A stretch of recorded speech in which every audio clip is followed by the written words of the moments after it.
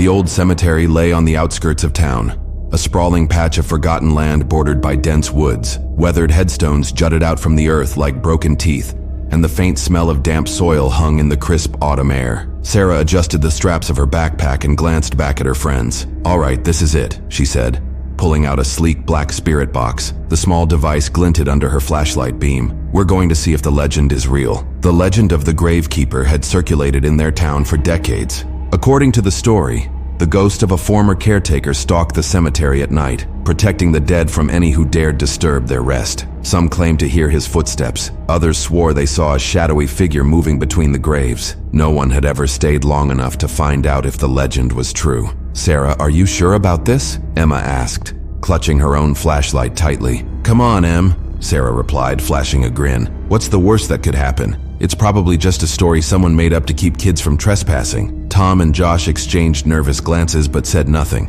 The four of them had been friends since childhood, bound by their shared love of all things spooky. But tonight felt different. The cemetery's eerie silence pressed in around them, amplifying every crunch of their boots against the fallen leaves. They walked deeper into the cemetery, the beam of their flashlights cutting through the thick darkness. A gust of wind rustled the branches overhead and Emma shivered. Sarah stopped near a cluster of graves and set the spirit box on the ground. She flipped the switch, and the device crackled to life, emitting a steady stream of static. "If there's anyone here," Sarah began, her voice steady, "we mean no harm. We just want to talk." For a moment, nothing happened. Then faintly, a voice broke through the static. "Leave now."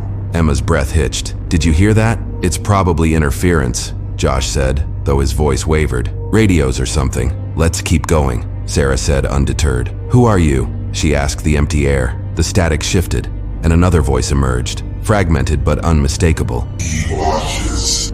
Tom frowned. "Who watches?" The spirit box crackled again. "Gravekeeper." Emma took a step back. "I don't like this. Maybe we should go." "No way," Sarah said, her curiosity outweighing her fear. "We're getting real responses. This is incredible." Another gust of wind swept through the cemetery, carrying with it the faint sound of footsteps. Sarah froze. "Did you hear that?" The group huddled closer, their eyes darting around the shadowy graves. The footsteps grew louder, crunching through the leaves, but no one was there. "Maybe it's an animal," Josh whispered, though he didn't sound convinced. "We should go," Emma said again, her voice rising in panic. "This isn't funny anymore."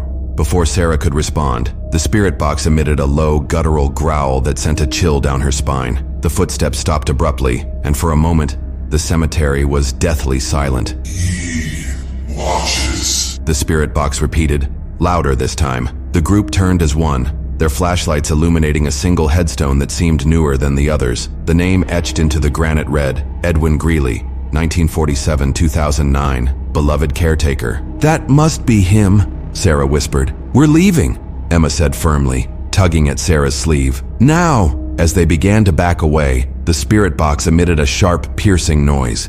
Sarah grabbed it and turned it off, but the sound persisted, echoing through the cemetery like a wail. Then came the whispers, dozens of overlapping voices circling them like an unseen crowd. Tom's flashlight flickered and went out. "No, no, no," he muttered, smacking it against his palm. "Run!" Josh shouted, breaking into a sprint. The others followed, weaving between the graves as the whispers grew louder, more insistent. Sarah's heart hammered in her chest as she glanced over her shoulder, half expecting to see a figure chasing them. Instead, the cemetery itself seemed alive, the shadows twisting and stretching as if reaching for them. They didn't stop until they reached the rusted gates. Josh doubled over, gasping for breath. What was that?" Emma clutched Sarah's arm, her eyes wide with terror. "I told you we shouldn't have come here." Sarah opened her mouth to respond, but a sound behind them made her freeze. Footsteps, slow and unmistakably human. "Who's there?" she called. A figure emerged from the shadows, silhouetted against the moonlight. It was a man, his face obscured by a wide-brimmed hat. He wore a tattered coat, and in his hand, he held a rusted shovel. "You shouldn't be here," the man said.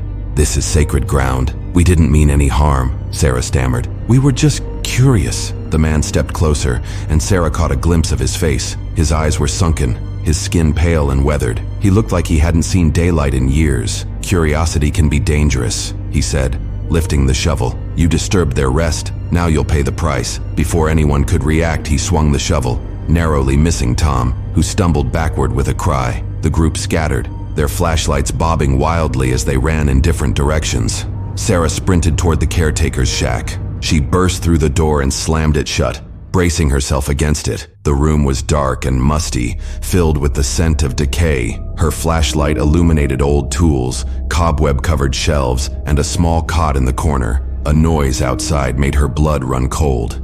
Footsteps. They stopped just outside the door, followed by a soft scraping sound. Sarah's eyes darted around the room, searching for a weapon. She grabbed a rusty wrench from the workbench and gripped it tightly. The door creaked open, and the man stepped inside, his shovel dragging behind him. "You don't belong here," he said, his voice barely above a whisper. "They'll never forgive you. Stay back," Sarah shouted, raising the wrench. The man tilted his head, a faint smile playing on his lips. "It's not me you should fear," he said, gesturing toward the spirit box still clutched in her hand. "You invited them." The device crackled to life. Sarah's flashlight flickered, and in the brief flashes of light she saw shadows moving, not outside, but within the room.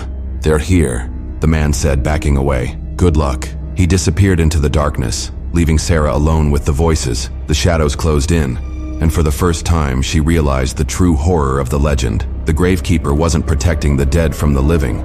He was protecting the living from the dead. The voices grew louder, and Sarah's vision blurred. She dropped the wrench and stumbled toward the door, but the shadows blocked her path. They weren't solid, yet their presence felt suffocating, like a heavy weight pressing against her chest. In a final act of desperation, Sarah turned the spirit box off. The voices stopped instantly, and the shadows receded, leaving the room eerily silent. She bolted from the shack and ran until she reached the main road, where her friends were waiting, their faces pale and tear-streaked. None of them spoke as they walked back to town. They didn't need to. The cemetery had given them its answer, and it was one they would never forget.